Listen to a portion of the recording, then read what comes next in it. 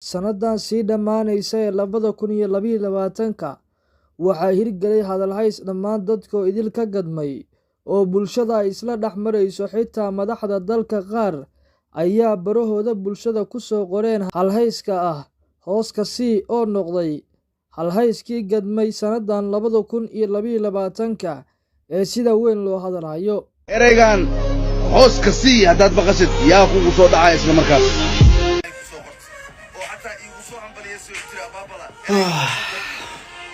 kulanti habboon saaxiibayaal, meel kastoo aad dunida daafaheeda ka joogtaan, ku soo dhowaada channelkeena Ducaysana Media iyo page-keena Ducaysana Media oo alaaba aad kala socotaan xogaha xasaasiga ah ee markaasi taagan iyo sidoo kale waxyaabaha muhiimka ah ee u baahan bulshada in loo bayaaniyo. Muuqaalka oo aad like noo saartaa, subscribe oo aad tiraahdaa channelkeena Ducaysana Media waxay inoo tahay dhiirigelin. Mahadsanid daawade. kadib soo isdhexitaanka Diamond-ka Soomaalida, fanaankan lagu naanayso ee lagu magacaabo Maslax Mideeye, waxaa buraha bulshada isqabsaday erey ka mid ah hees uu qaaday fanaankan.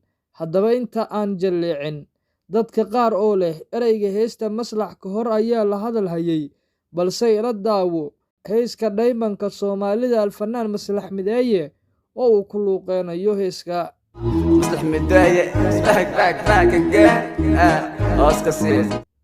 baraha bulshada waxaa dhammaan haysta muddooyinkan dambe ereyga hoos ka sii oo bulshada ay qaarkood siyaabo kala duwan ay u fasiranaysay, halka xitaa weli ay dood ka taagan tahay soo shaacbixinta ereyga. walow anigu maqaalo kaliya ay igu tahay in aan maqlay ama aan ereyga ka maqlay heesta alfanaan Maslax Mideeye, dadka qaar ayaa leh abaabalo oo ka mid ah dhalinyarada Soomaaliyeed ee tiktokarada ah ayaa soo shaac baxshay ereygan, balse waxaa jawaab degdega sida muuqaalka kaaga muuqato ka bixiyay fanaanka lagu magacaabo alfanaan Maslax Mideeye oo muuqaalka oo aad ka garan kartaba.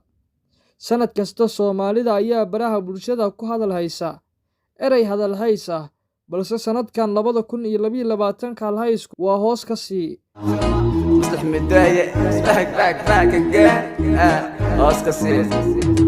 fadlan warbixintan haddii aad la dhacday, qaybta commentiga ku soo qor ereyga ah hoos ka sii.